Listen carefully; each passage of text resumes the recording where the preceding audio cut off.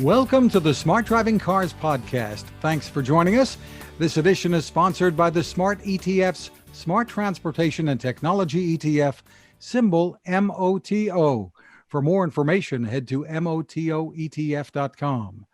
I'm Fred Fishkin, along with the Faculty Chair of Autonomous Vehicle Engineering at Princeton University, Alain Kornhauser.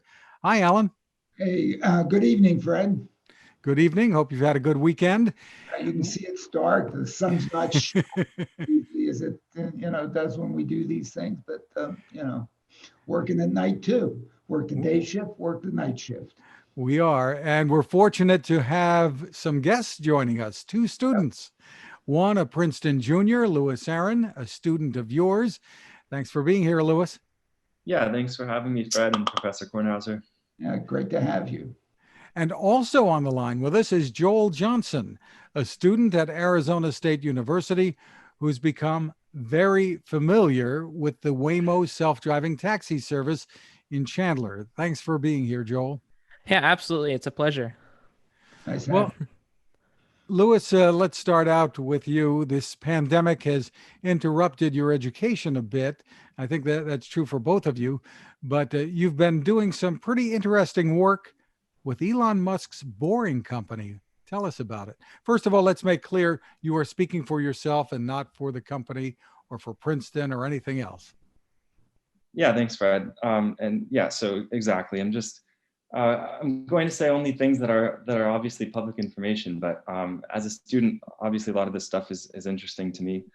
But basically, I mean, what's going on here in Las Vegas at the Boring Company is that they're preparing to open what's called the Las Vegas Convention Center Loop, which is the first section of what the company is hoping will be a greater transportation system throughout the entire city.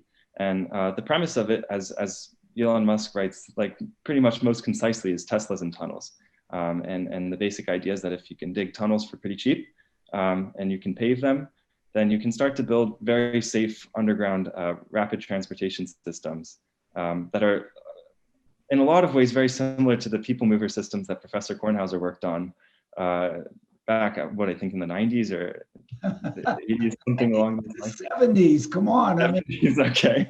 5 years ago, I mean, whoa, let's go. I mean, I was erring on the younger side. But anyway, they do. As I like to say, I carried those tablets for 40 years through the desert, and there's still idol worshippers back there and burning bushes. What can I tell you? Go ahead. Well, 40 years later, and you've got pretty much, like I'm saying, the same system in a lot of ways, in that you have people getting into what are basically pods and going on along basically what's almost like a rail system, except that it's a road, but it's similar to a rail system. It's a tunnel. There's one lane, and what kind of differentiates this from a tram or a monorail or something is that in your pod you're able to blow past whatever station, which I think is actually characteristic of those systems that Professor Kornhauser worked on as well. But I think that the idea here is that it's much cheaper to build. You don't have to disrupt anything on the surface. You can dig a tunnel under a convention center at the peak of its, when there are tens of thousands of people there and they have no idea what's going on, that there's a massive transportation system being built under their feet. So that's one of the the big ideas behind this system. And if they are able to build tunnels for a lot cheaper, then it starts to make a lot of sense. Yeah, I guess that's the way we certainly looked at it with respect to personal rapid transit systems. You sort of had the option. You could put them up in the air in elevated guideways, you could put them on the ground, or you could put them underground.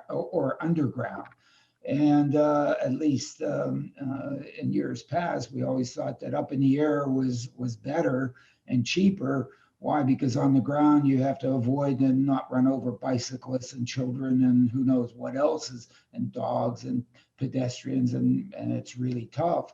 And then underground, I guess the prevailing assumption was always that was extremely expensive to do. And then some people also said, well, who the hell wants to travel underground all the time? It's better up in the air. But as we found out, when you want to put these things up in the air and you go before a planning board or whatever, you all of a sudden, what do you run into? What's going by my bedroom window? Are you joking? Never. You're going to cut down what trees to go down my street?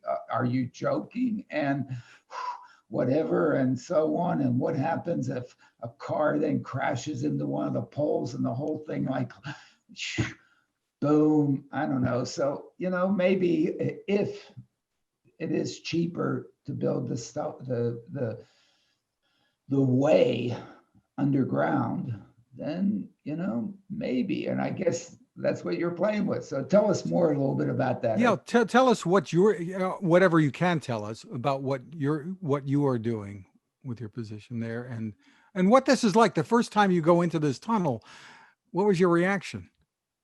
Yeah, so the second question's easier. The tunnel is just a super cool looking piece of infrastructure. So there are pictures available online, and actually the Boring Company's Twitter just recently published a video of, I think the caption was "Tunnel Rave," and basically station 2 of the system, which is this Loverness subsurface station, has these really cool lights in it. They're LEDs that are fully customizable, and the idea is that there are going to be some events held underground in the station, and it just looks awesome. The tunnels look really cool. They're very futuristic looking. They've got parallel LEDs running along the edges of the road. And again, you can find photos of these online. But it's the kind of thing where, kind of what professors are saying, where you have people, there are people out there who need to do these projects. And, aesthetics are something that have a surprisingly big impact, it seems like.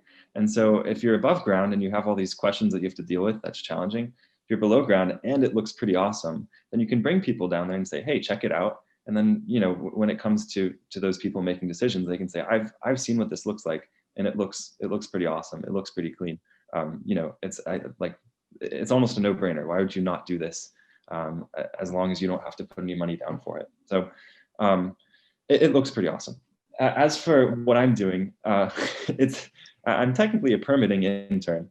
So a lot of the work that I've done has been literally writing permits, whether it's a dust permit or submitting something for a bigger project, like getting permission to expand here or there, whatever it might be. But the company is still, in many ways, and can be characterized as a startup, or at least this part of it.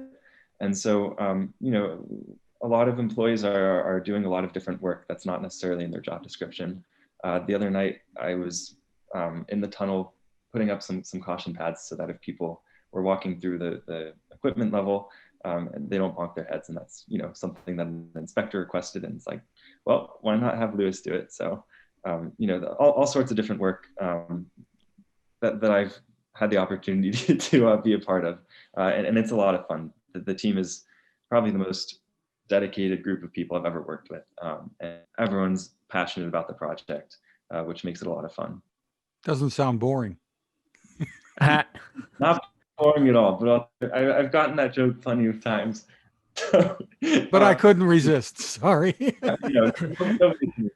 It's okay. So there, with the vehicles themselves, there are drivers or safety drivers. Tell us how this works from the passenger's perspective. Right. So the run, there will be drivers. In the long runs, there will not be drivers, is the basic premise, but trained drivers in the short run. And that's what the permit is for. And there's a separate process for getting permission to remove the driver from the equation. But for now, they will be drivered. Yeah, and then why not? While it's small, you can afford it. The issue comes with scale, and with scale, then the issue, you confront the issue of whether or not you can afford a driver. And so depends how many people are in the vehicle and so on and so forth. And depends how cheap the intern is who's driving it, and whether or not whether or not they have a family to feed or not a family to feed, right? Or what how's that go? I'm pretty cheap. Joel, let's turn to you and get a little background about yourself and and what you've been doing with Waymo. And this is really on your own. And we do need to make it clear also now too that you are not under an NDA, a non-disclosure agreement with Waymo, correct?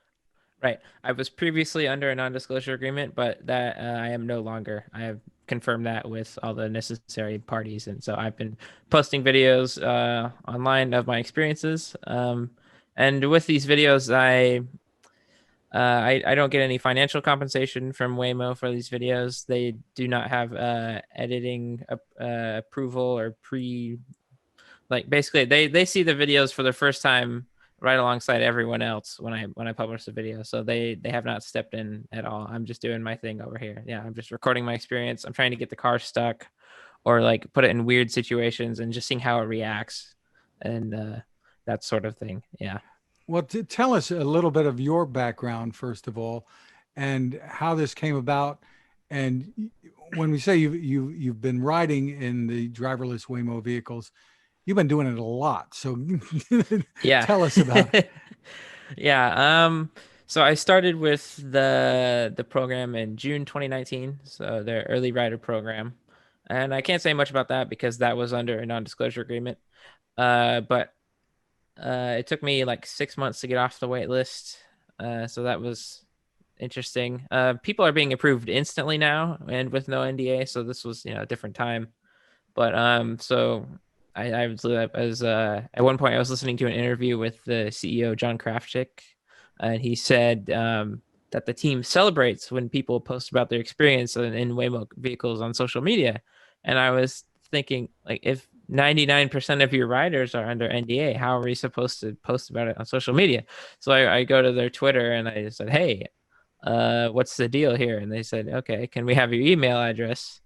And then so I gave them my email address, and then the rest is history, honestly. So yeah, ever since. So they added me to the public program in March, and then the very day after that, they shut down the service due to the pandemic. And so I have been on pins and needles for 7 months to because I've been allowed to post videos since March, but I haven't been able to do anything until early October when they reopened the program, but with their pandemic safety precautions. So I've been taking as many rides as I possibly can and filming them, and just going to places around in the geofenced service area, and just filming what I see. And there's a lot of interesting things that you see when you I'm on my somewhere in the 80s when it comes to ride count, and I'm still seeing new things every time I ride, and new weird situations and that sort of thing. So Can you show us a quick example of what you've been doing with the videos? oh yeah, absolutely. So this is one example of what you might see in one of my videos so we're at an unprotected left turn here. So the left turn arrow is flashing yellow for yield, and you can see the vehicles here. And on the screen there in the bottom right corner, you can see there's a little indicator saying that, hey, the car sees that there are more vehicles that are on the way. And then once it knows it's clear, then it will take the turn. And that's sort of an example of what you might see. And then since this is my first video, that was really long, there's a lot of interesting timestamps in here. So if you guys think you want to see anything else here, like pedestrians or that sort of thing, yeah, it's all here. So. Very cool. And where do people find these? So I have it on my YouTube channel called JJ Rick Studios. I'll show the thing here. So I'm running a series called JJ Rick's Rides with Waymo. I'm just posting one video every 3 days, and showing my experience in their vehicles. So yeah, this is the playlist. Let's see. There we go. So this is the playlist where I'm posting all my videos here. So I try to make each one unique and try and film new situations for each video. So Joel, let me ask you a couple questions about this. First of all, explain and tell us how you request a ride. How I request a ride. Right. Okay. So First of all, you would download the Waymo app on the iOS App Store or the Google Play Store. And then you would sign in with your Google account, where a Google account is required. So then once you're off the wait list, now everybody's off the wait list because they just opened it to the public. Then you would go ahead and you can see there's the It's basically like Lyft and Uber. right? yeah, Same it's thing. Lyft and Uber, pretty much the exact same experience. And you can see this I'm map. sure Yeah. they avoided any proprietary information that Lyft and Uber haven't in any of their apps to put on their app and so on and so forth. Yeah. And how do you pay for this, for the ride? You just add a debit or credit card in the app, and then it'll just automatically charge you. And do you have any opinion on how much they're charging you for this? Okay, never. Yeah, It's got to be cheap at twice the price, but anyway, I'm sure it is. it is very cheap. And Yeah. have you ever requested a ride to let's say Tempe, Arizona, or something? You put it in a destination, right? I mean, Yeah. You have to put in a destination and exact pickup. And so if you put Princeton, New Jersey, what's it do to you? Yeah, the thing with that is that if you can type in the destination and then whatever pops up, you can tap on that to select the destination. But when you search it, the results that show up are only things that are in the service area. So if you type in Princeton, New Jersey, then it won't show up. So then you won't be able to So actually. We'll take you downtown or we'll take you to the airport. You can hop a plane on Southwest and get you there. Not yet. No. Yeah. All right. I didn't think it did, but whatever. Now, sure. I understand you had an interesting experience today. Tell us about that. Yeah, so that's in an upcoming video today. Somebody who worked at an AV company happened to be in the area, and they were testing out the rides, and they also saw my videos, and they just wanted to chat for a few hours and take a couple of rides with me. And so I was like, okay, sure. We went out there, we met up, and then took a couple of rides. And honestly, today's rides were. Wait! You brought them along as your guest when you requested a ride, right? I mean, I did that a lot previously because program access was more exclusive, but now because it's open to everybody, anyone can just get there. So they were taking the rides under their account, so no money exchange hands. So it actually matched you up. It did ride sharing with their request of a ride and your request of a ride. They ride. Oh, no, I can just hop in the car when they can call it, and then I can just hop in. It's no problem. Yeah, you can take up to 4 passengers, 3 adults comfortably plus 1 child. Yeah, and so if you're at Arizona, you're at Arizona State or Arizona.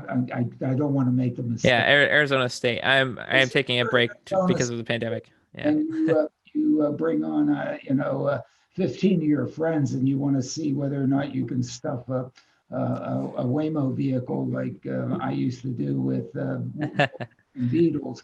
Are you able to do that just by calling it up? I think rider support. So I think rider support would be a little bit peeved. Yeah.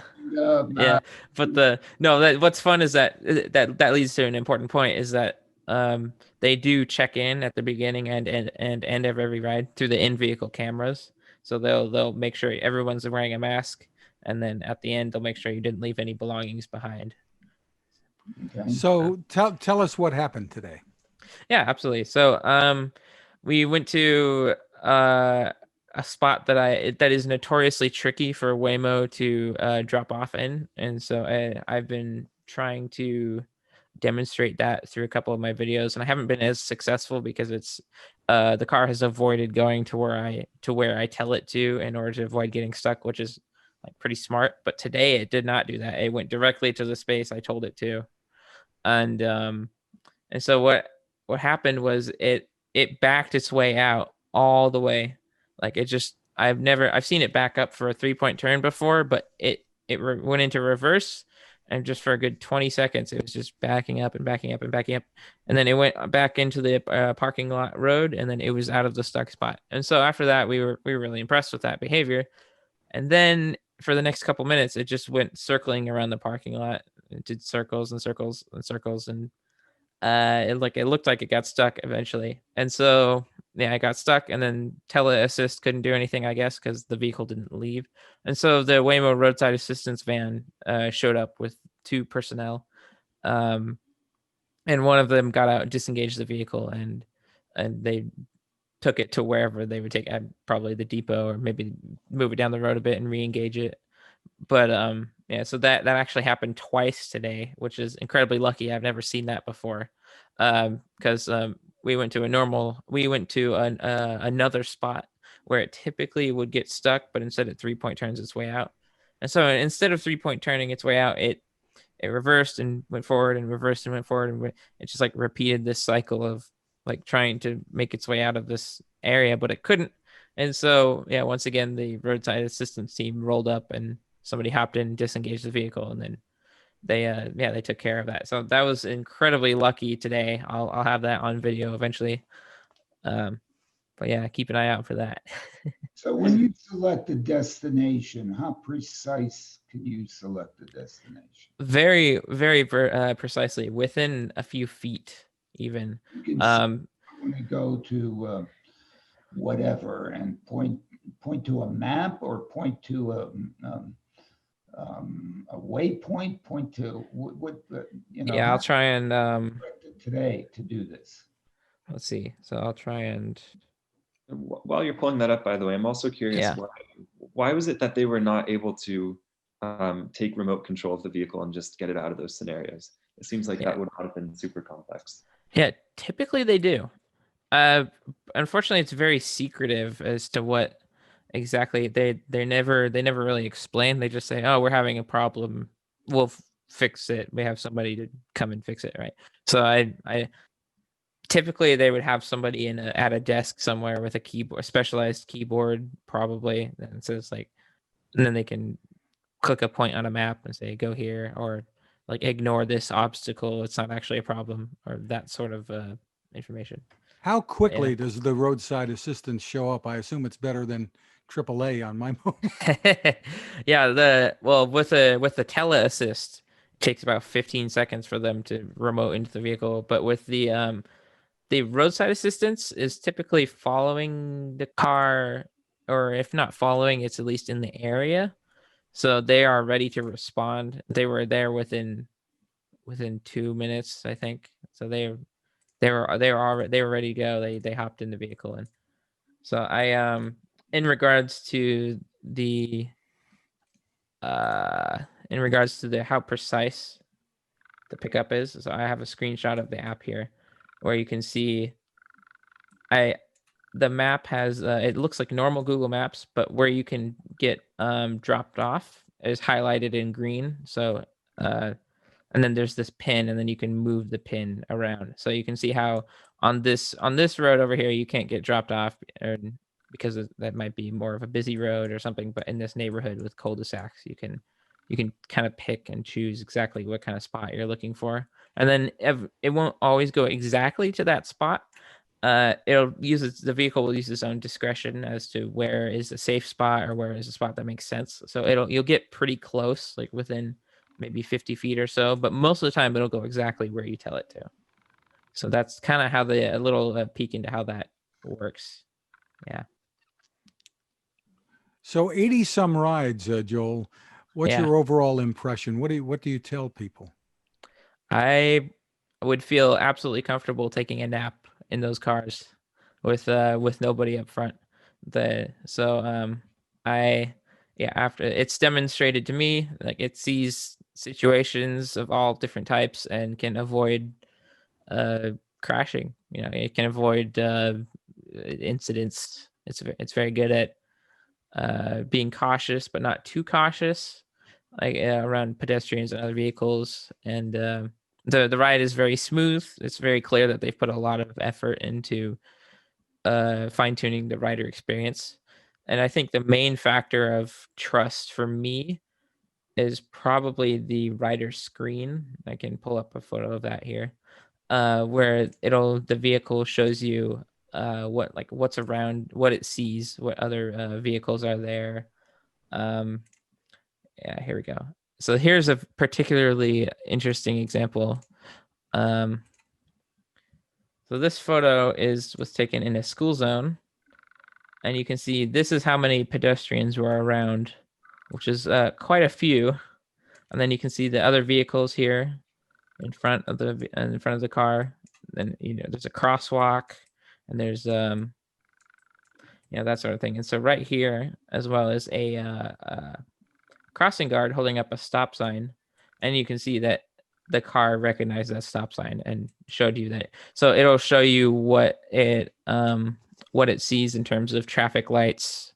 It'll show you stop signs. It'll show you it communicates the information with the rider. And so I have confidence that it will see something and react to it appropriately, enough so much so that I would feel comfortable napping in the vehicle at this point after that many rides. So in the rides that you've had, how many of them have been you're in there by yourself? About 60 or 70, coming up on 70 now. I think I have a spreadsheet with the exact numbers, but 70, you're in there by yourself. There's no attendant. There's nobody in the back hiding in the back seat. Oh yeah, nobody. Yeah. Ever on the roof. Nope. Yeah. There's probably nobody following you in the chase car, looking real closely, except. No, yeah. Joel, tell us why you decided to do this. I understand that you're studying or plan to study computer systems engineering. Right. But what was your motivation for doing this? Like the videos or the taking all the rides? I mean, it's costing you something, even though you're doing it mostly for fun. Yeah, the YouTube ad revenue helps pay back for that, but that's all right. But really the main reason is I'm just a fan of this technology. I would gladly make videos about all sorts of different autonomous vehicle companies, but this is just the only one I happen to have access to. So I've been a fan of the technology for a while, and when I saw that they were coming to my area, that's a really exciting prospect, right? So I'm like, how can I be a part of this program? So I sign up, and then I saw there's a particular interest in videos of these cars from a great number of people on Twitter and specifically Reddit, the self-driving car subreddit. There are a lot of enthusiasts and a lot of members of the industry in that particular message board. And so people are constantly asking questions like, how does the vehicle react to this situation? And for the longest time, I was under NDA. I couldn't say anything, right? So I couldn't answer people's questions. And it was pretty frustrating, honestly, because I'm like, I have this information, right? But so yeah, eventually once I was the NDA went away. Basically, I was cleared of my non-disclosure agreement. I went in there and started answering people's questions. I said, "Hey, what do you want me to record? I'm here for you guys," And so since it really blends with my love of making videos too, I like to make things, like to film and edit and plan things. And so really, it's a perfect match of I like making videos, I like self-driving cars, and here we are, right? So, yeah. Louis, have you ever had a chance to take a ride in one of the Waymo vehicles? I haven't. Professor Kornhauser asks me pretty much, or at least asked me before COVID, every time I went home to give it a shot. And my friend and I tried. We chased him around for a while, and we're hoping that we would see something interesting. We didn't catch any interesting things, but then we were like, okay, we got the app, and we needed to be approved to take a ride. And then my friend left literally like within an hour of us being approved, and then it's like a half-hour drive from my house. So, I like Professor Kornhauser, but not enough to take another hour and a half drive when you add it all up. So I haven't had a chance yet. Yeah, well, now it's open to anyone, so yeah, you can just go ahead whenever. Yeah. So, of the 60 rides that you've had with driverless operation, and I prefer to call it driverless but that's a whole other story. Right. How many have you taken alone or with someone that you brought along with you out of those 60? Probably 2/3 to about half were with guests that I've invited or with family members. No, no, Just yeah, like strangers. Have you ever taken a strangers. with a stranger? Nope, nobody's approached me, and yeah, it's always been people who are You haven't pulled yeah. up, the vehicle hasn't pulled over, picked up somebody else, dropped them off, and then dropped you off. No, I won't do that. No, yeah. It The won't car is do all that. yours. The system's not equipped for that at this point. No. It's unfortunate, but anyway, that's my opinion. No, I just wanted to see to what extent the whole operation has evolved. Yeah, there's a particular joy to that, just having a car all to yourself, and then, you know. Sure, I guess if you can afford it, yeah, it's great. Right. Yeah, if you can. Right now it's cheap, but you know.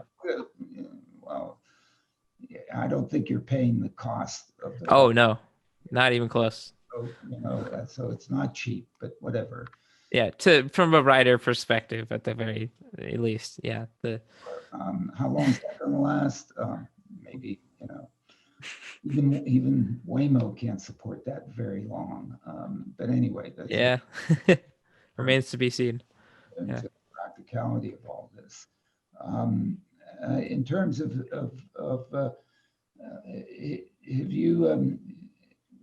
have you used it for actually, going someplace that you wanted to go to, or are you just in there, trying to understand the technology?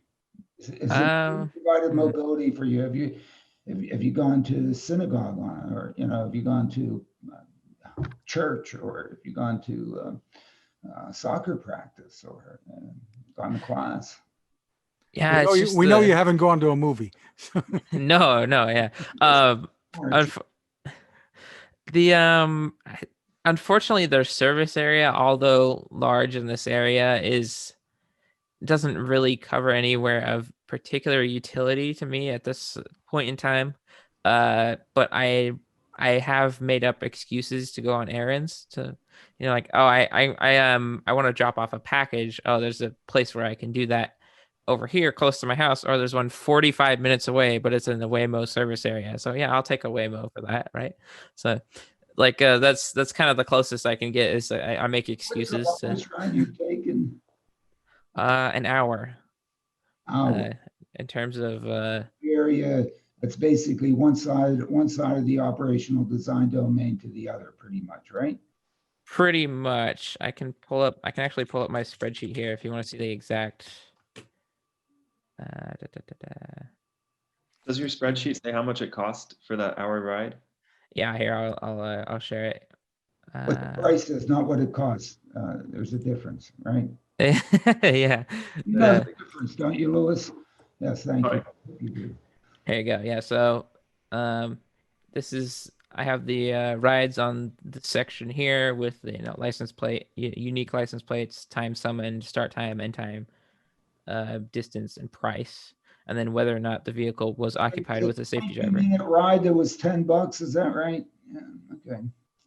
Yeah. Like so if we scroll down here, I have to update this a little bit with my last couple rides, but as you can see over here, there's some statistics.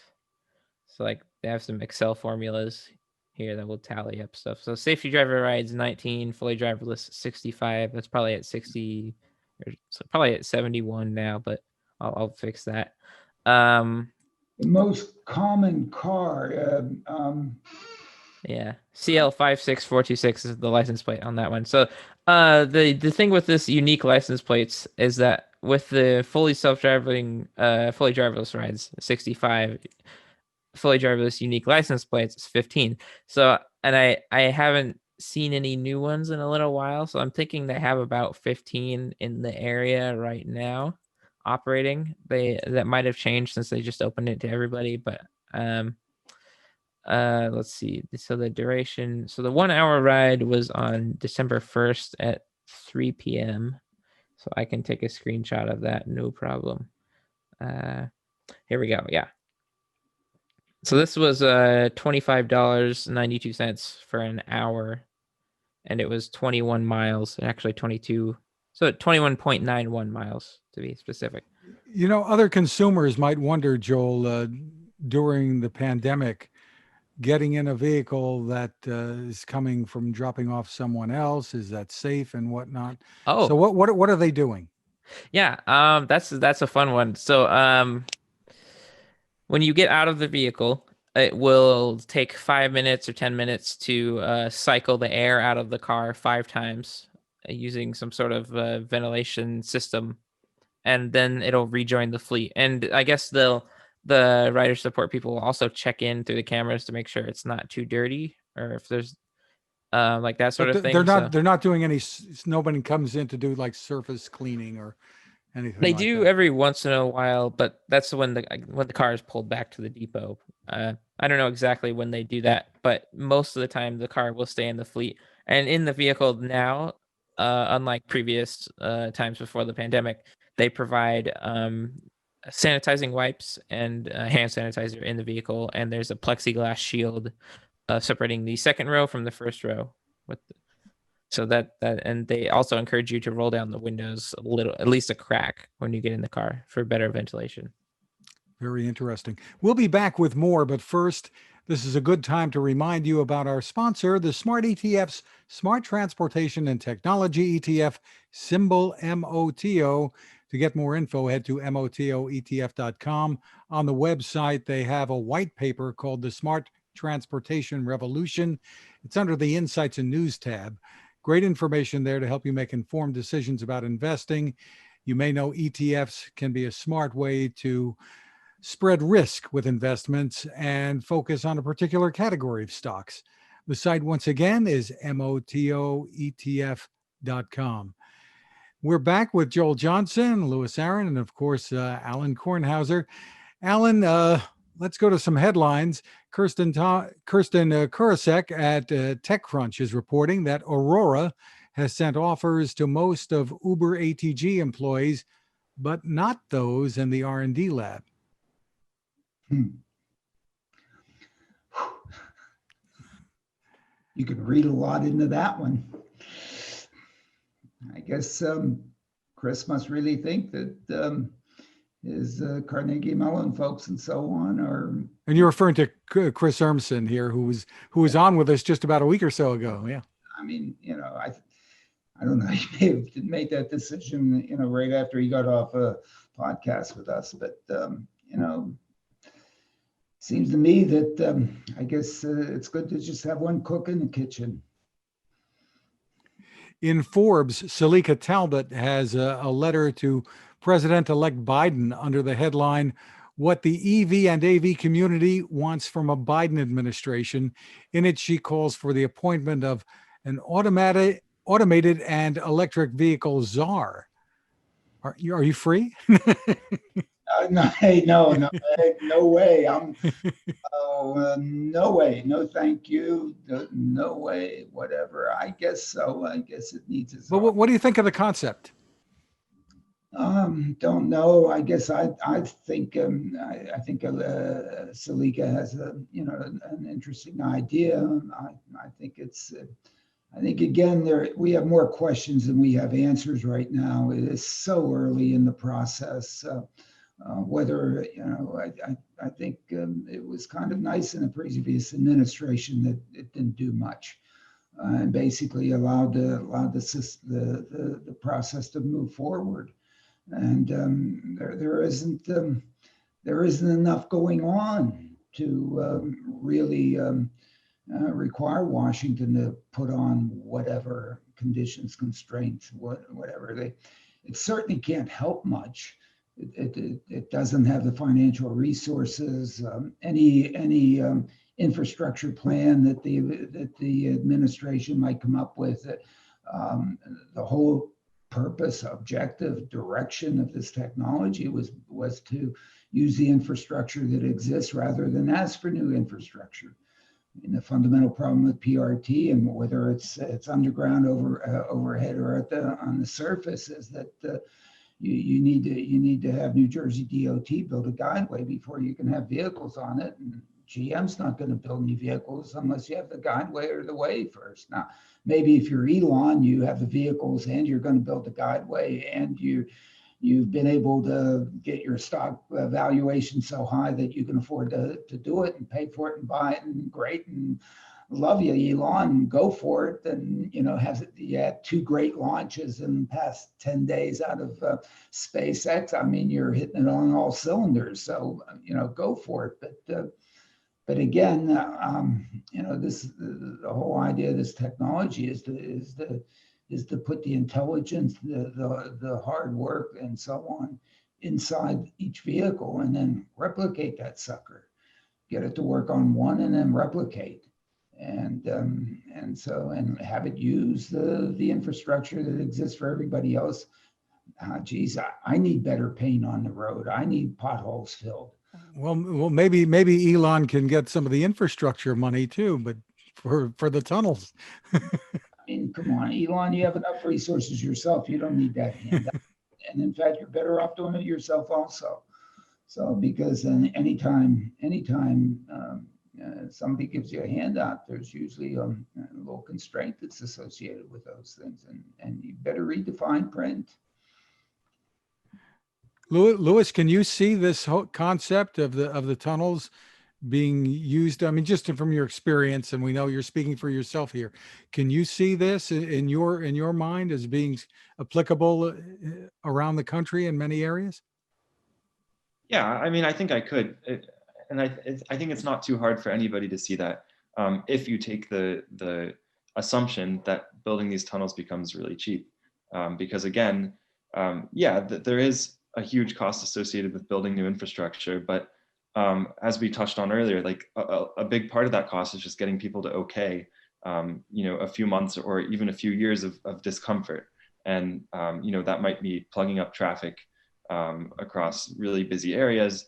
When it comes to heavily populated cities, you don't want to have even a month of terrible traffic. It's just so hard when the terms for a governor are not that many years long. And oftentimes the amount of time it takes to build the roadway will be longer than the term and longer than when they're going to be reelected.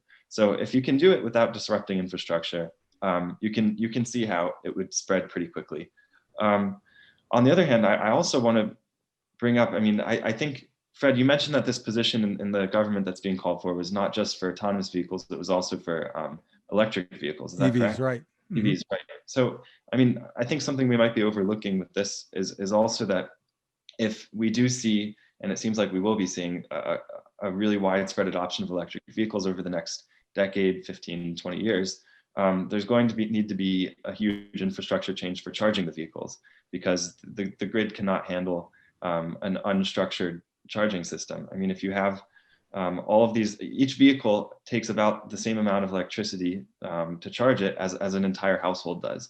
So if you suddenly are doubling the amount of electricity that is required at peak hours, the grid system will collapse. So I think if there's not a space yet for an autonomous vehicles czar, whatever it is, there certainly is for an electric vehicles one. And it begs the question, how quickly will autonomous vehicles catch up to electric vehicles? Because if they catch up quickly, then you have, as Professor Kornhauser maybe predicts, or at least would like to see, you have companies that are starting to own fleets of vehicles, and it'll be their responsibility to charge those vehicles, at which point managed charging becomes a lot easier. If, on the other hand, autonomy doesn't really catch up to electrification, and these vehicles are owned by households and by individuals, then it's a lot harder to control the charging in a distributed way. And you have to come up with more creative solutions for how the grid will handle that stuff. And at that point, there probably is a bigger role for an EV czar. But I'm curious to hear what anyone else has to say about that. Well, it turns out one of the sessions, not to pump the summit, but one of the sessions that we're going to be dealing with in the summit has to deal with what is the propulsion system for these driverless vehicles. Is it really EVs? Certainly EVs are really great, and at least one individual in the world has gotten people to buy EVs, and that's Elon, and he's done a great job. But in terms of the number of other EVs that are being purchased by anybody, it's about as many driverless vehicles as we have out there. It's like none. So there's a really issue, and right now the key thing, you pointed it out, is that where is the electricity going to come from? that powers these vehicles. And if it's using the marginal energy, the new energy, if I stop using my gasoline and start using an electric motor, I'm a new user of electricity. I've decided to get my energy to my wheels when I need it at the point that I'm at in my trip, instead of having it come from a tank that is holding gasoline. It now comes from a lithium battery or something that is now out there that has those electrons in there that can now give it. Where did that lithium battery, first of all, come from, and what kind of environmental impact and so on that associated with doing that? The container, instead of being a nice, simple little metal can that you put the stuff in, is now this lithium stuff. Oh my goodness. And then since I'm using the new electricity, more electricity has to be produced someplace. What produces more electricity today? It's coal. Yipes. Why? Because if I didn't need the electricity, I'd shut down the coal plant. But my goodness, I need more electricity, so I can't shut down the coal plant. So in fact, an EV might actually be burning coal. Yipes. We're going to be telling people more about the fourth annual Princeton Smart Driving Car Summit in just a minute. We've got to really, there's some issues out there associated with it. It's not nearly as a slam dunk opportunity as the governor of California sort of suggests on this thing. I mean, you've got to do the addition through the spreadsheet or whatever, the analysis, and damn it, Lewis, when you come back, maybe we'll try to run some numbers on this sucker to see really where does it end up. It's not clear.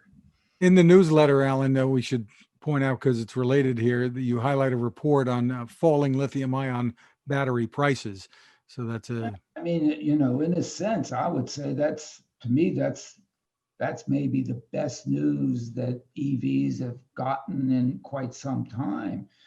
Because again, I mentioned the container right now. I mean, the interesting thing about mobility is you need energy in motion because you want to be in motion.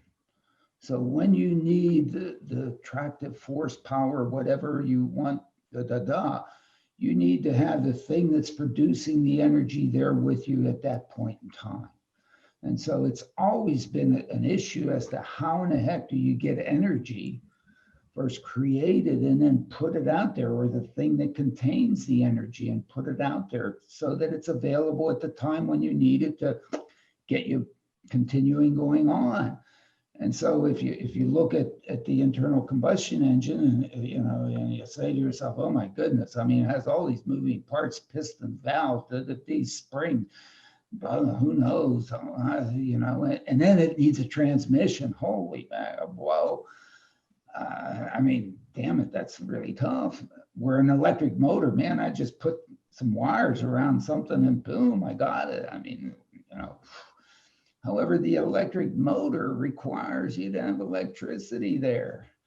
And so instead of with the internal combustion engine, you just have a container that you put some liquid in, that all of a sudden it gets carried along with you and you siphon it out as you need it.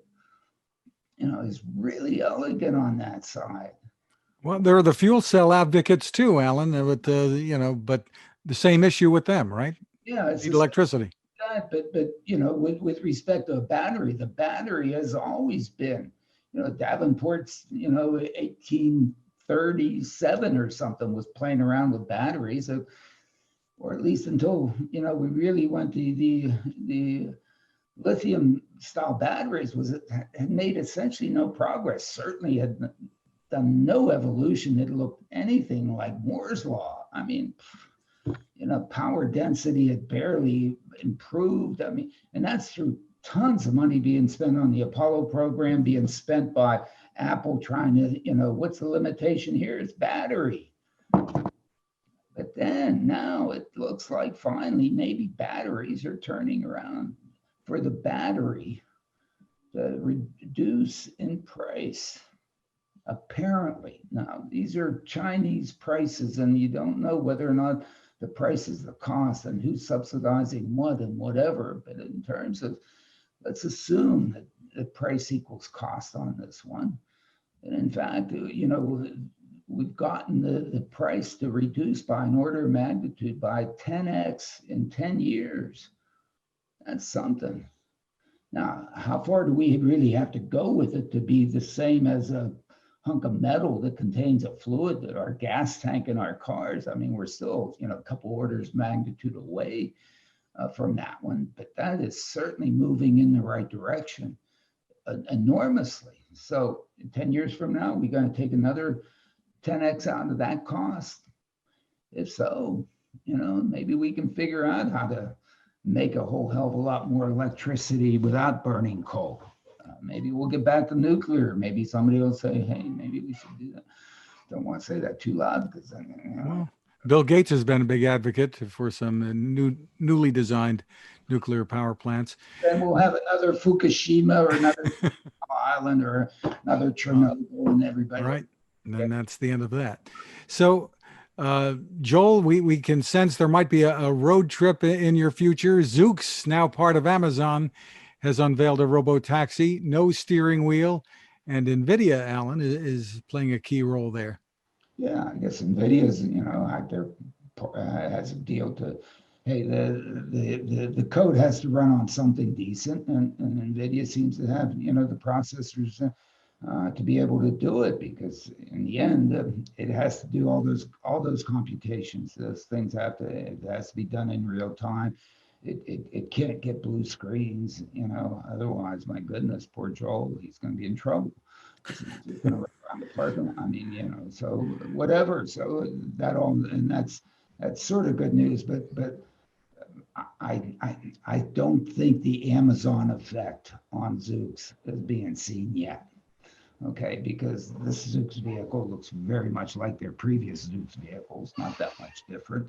And I just think that now that Amazon has to be, and I mean, they bought them, so when you buy something, you control it and you sort of steer it in your direction. So I would expect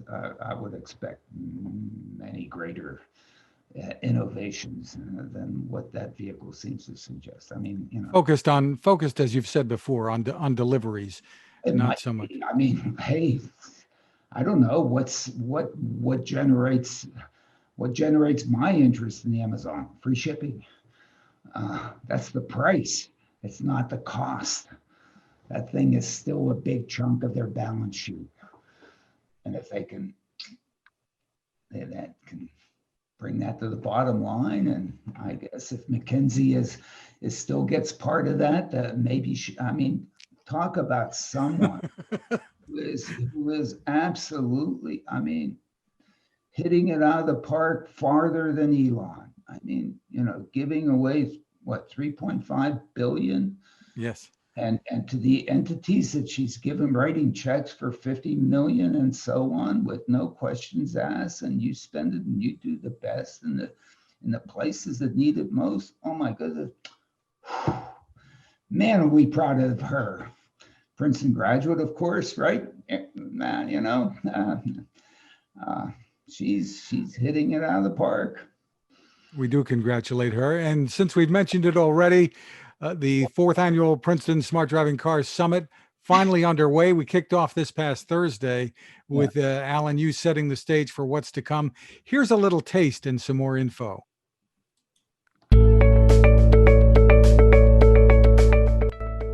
It begins again, this time a virtual gathering of many of the leaders shaping the future of mobility. Now to get things started, here's Alain. Where we happen to be today in terms of all this is that we've done a lot of testing.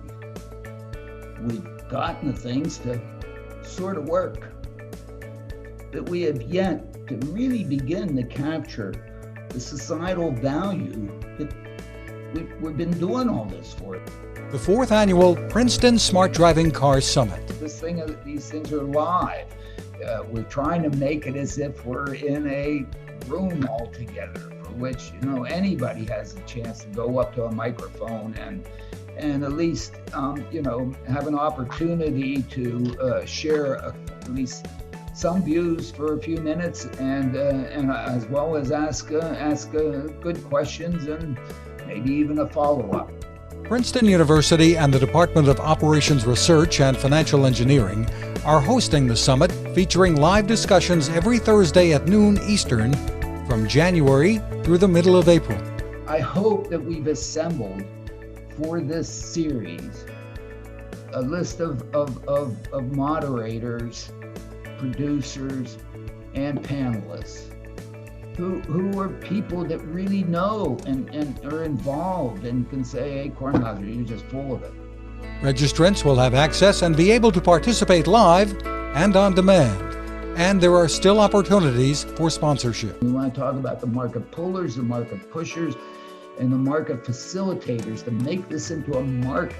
And it's a win, win, win, win, win for everybody. Now, maybe, you know, that's asking for too much. But at the beginning, we should ask for that. Email us at sdcsummit@princeton.edu or follow the links at smartdrivingcar.com. We're going to make more improvements on the technological end of the gizmos end of this. Absolutely. But where we have to start moving towards is getting some community social value returned to us for all this investment that we've made.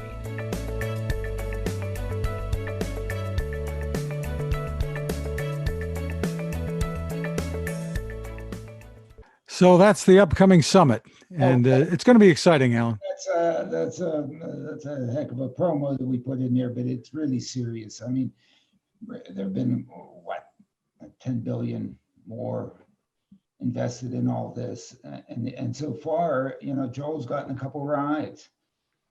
You know, a few other people have gotten a couple rides. We have not delivered the social values of this mobility opportunity, and of course the opportunity to do it affordably, so that the people who can benefit the most from it, who have been left behind the most by the other technologies, who really you know, need to get to work in an efficient way and in an affordable way, need to go to violin lessons, need to go pick up something at the store and so on, or whatever, can do it and benefit from it, improve their quality of life. This is about improving the quality of life, not to get darn technical, but to do that, to work. Yeah, that's important. It has to be that. It has to do that. But you know, getting from A to B just because you need to get from A to B to improve your quality of life. Let's get on. Let's start delivering that to folks, and the value to society. Otherwise, it's going to be another thing on the shelf back here, whatever, you know. Well, Joel, you've had so many rides, and we want to thank you so much for joining us today. But tell us what your thoughts are about using this kind of transportation as a new form of mobility to serve people who really haven't been served. No, but I've seen a couple of people in my comment sections that say they're legally blind and that they're really excited about this technology, and I think that has a lot of potential. And there's a lot of examples of how this technology has potential, but this is just one that's been very upfront for me, and so I thought that was a pretty cool experience, that somebody who is legally blind would be able to just use their phone to go somewhere that they want to go, and they don't have to worry about bothering somebody to drive them somewhere. And then it's like just that freedom of mobility. Yeah, and I'm really excited for that. And in terms of the EV thing, I thought it was hilarious. I just wanted to note that although the Chrysler Pacificas that Waymo uses are technically hybrids, a former safety driver tells me that they never actually plugged them in. So they're but yeah, anyway, thought that was Here nor there, they are hybrid. They right. could do. They could do. They could. They just don't bother to. We're just it's all, the whole thing's at the very beginning. That's not the big ticket item. Big ticket Right. is to make sure it gets you safely from A to B, comfortable, Yeah. that you're willing to come back and use it again, so that you're a happy customer. I mean, if it's not Yeah. business, that you're a happy customer paying for whatever they want to charge you, and that they're making enough money to be able to stick around and not go bankrupt or not fold up or say to hell with it, because I can't afford to do this anymore. Those are the key points here, and so that's kind of let me ask you one other question, Joel. Sure. Did you ever call them up at like 2:00 in the morning, say, I need to get to the airport, come get me? Oh yeah, they run all hours of the day. Safety drivers are also driving the car. Well, not really driving. They're monitoring the cars at all times of day as well. No, So you can, yeah, they're back in whatever. yeah, they can. They're in some hollowed out mountain in Colorado. I don't know. I can tell you. Yeah, 24 hours a day. So what's the site where people can find you once again, Joel? I am on YouTube at JJ Rick Studios, posting videos. If you just search Waymo Joel Johnson, you'll find me. So yeah, or I'm at also on Twitter at JJRicks_. I post little short clips of things that don't make it into videos, interesting edge cases and the like. So terrific. yeah. Well, thanks and congratulations on what you're doing. And Louis, we're going to see you, I guess, sooner or later back in Princeton. In the meantime, you're getting some terrific experience. Yeah. Obviously, I won't be back on campus this spring because I've taken the whole year off. But I'm happy that at least Professor Kornhauser might get to see some people this spring. And I'll, in the meantime, like you're saying, hopefully I'll get to learn a lot here in Las Vegas, and then be a college student again in September. Yeah, you come back, okay? Don't pull a Gates on us. I mean, I think Bill really, I think he wishes he didn't drop out of Harvard.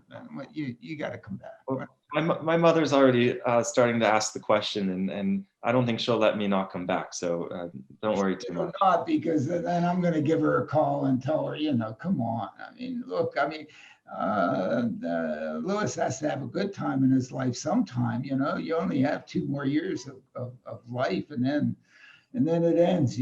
Once you go through those gates, it's over. You'll cry. You'll say, oh my goodness, what the hell's happening to me?